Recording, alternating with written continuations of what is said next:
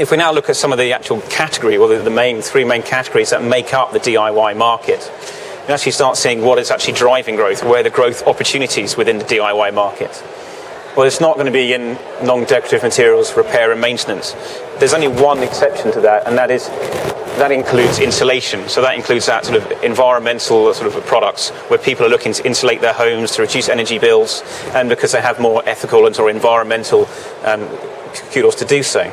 But that market is still going to be very badly hit, negative 0.1%. Tools, equipment and accessories, that's going to do slightly better. It's going to benefit slightly from the improve, not move. But it's going to be hit this year and next because it includes that big ticket spending on major tools. But it's also, the supermarkets have become much better, much more competitive. Tesco and Asda have their own ranges of tools and equipment. So that's going to put a lot of pressure on that market and a lot of price deflation on that market, which is going to keep growth down an awful lot. Decorative materials, repair and maintenance, that's going to be the best performing sector. And it's really mainly because it's going to benefit from that improve, not move trend. Consumers might not want to be going out and buying a new house. They're thinking we're going to stay in the current one for a bit longer. We want to make it nicer and do those small jobs around the house. So that's really going to benefit from that trend. There's also those smaller purchases and smaller investment. But what's also quite interesting to see is how the market has changed and actually where DIY products are being sold. And from this graph, since 2006 up to 2011, we can actually see the change in share and change in value. And what's very clear is that the specialists are losing share. I alluded earlier on to the grocers and how much they're doing. That's a 69% increase in value since 2006. So under £892 million worth of DIY gardening now goes through the grocers. And that is a huge amount of money and putting a huge amount of pressure on the specialists, especially the big docs, big out of town like B&Q and Homebase, where if you can get all your core DIY from Tesco or from Asda, why do you need to go anywhere else? And it makes it more accessible, it makes it more convenient. The general merchandisers, well, they're gaining from the capacity coming out of the market from Woolworths' demise, but it's also that convenience. The pound shops making all those core essentials at that single price point is very, very appealing to a very constrained consumer who might want to do a few bits of essential maintenance around the house. Garden centres, again, of course, they're benefiting from that transfer and spend, that more sort of increase in spend. The likes of Dobbies that are getting better and adapting their propositions, attracting more customers. Builders merchants, well, they've had a pretty tough time of it, mainly because of the collapse of the housing market. That's going to have a really, really big negative impact on how they've been performing over the last few years. But looking at the DIY specialists, it's the superstores that are going to be doing much better in the next few years. The non-superstores are going to be the ones who are going to be really badly hit. They can't shield themselves so well from the demise of core DIY. They can't flex their proposition as well as the big players can. And they can't actually diversify into markets. We've got like B&Q have already diversified their offer into kitchens and bathrooms. They're already sort of flexing their proposition to become more sort of home improvement or home furnishings retailers or home enhancement retailers rather than pure DIY players.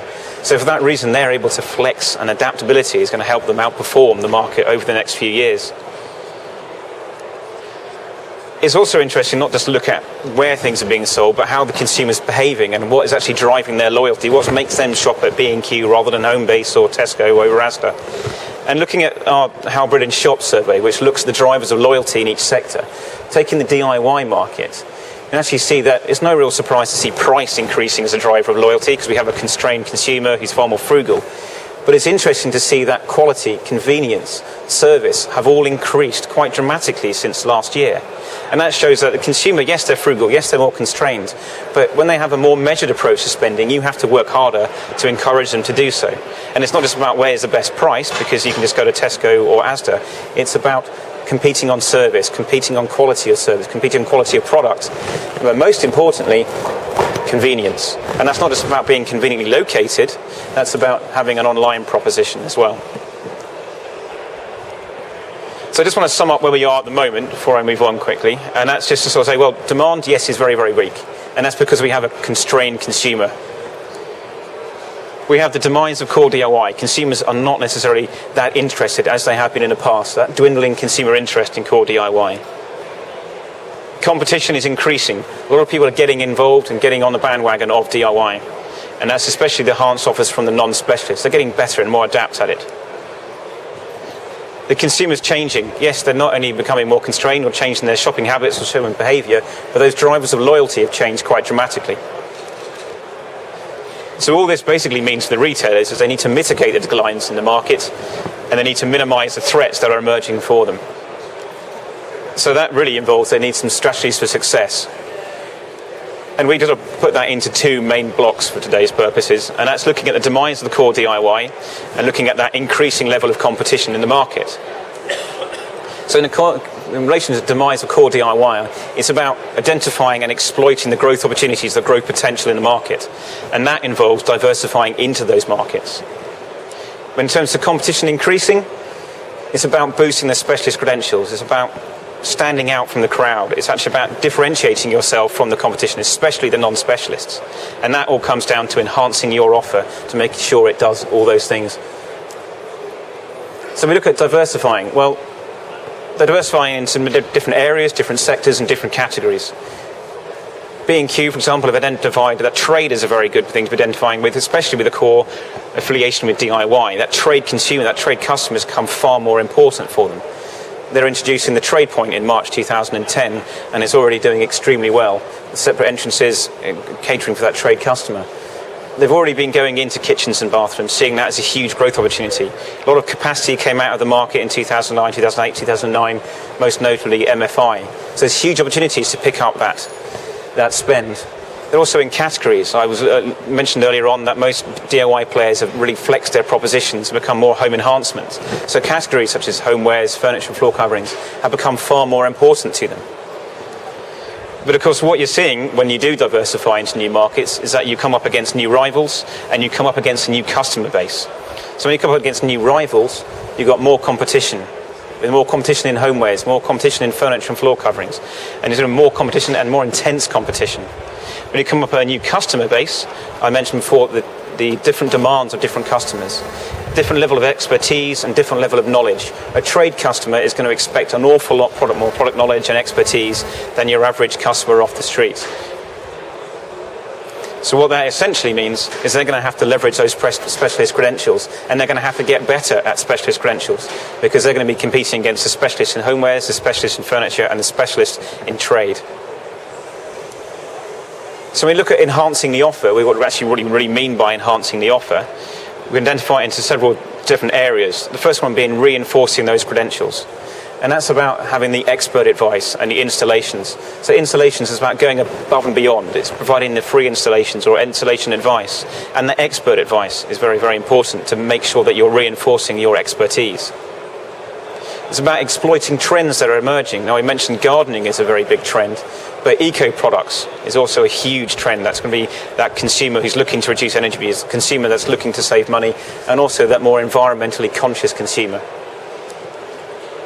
It's about constantly innovating. It's about constantly looking at new products and new designs. And there's some fantastic ones just all around me at the moment that do exactly that. But consumers are looking for innovation, especially if you look at the iPods and the iPads. They're constantly looking for new products, and they've become to expect it in every single sector. It's also about enhancing the experience, and that's not just about providing exceptional levels of customer service or store revamps. It's making sure that you are providing a reason for a customer to come to you. Out-of-town outlets, destination status, or paying a bit more for that service. You have to make sure that your experience justifies that experience and justifies that extra journey or that extra spend. But it's about being multi-channel as well. I know multi-channel is a word that is thrown around an awful lot at the moment, but it really is the ones who are absolutely online and getting online and in-store and linking it up that are the ones who are going to succeed.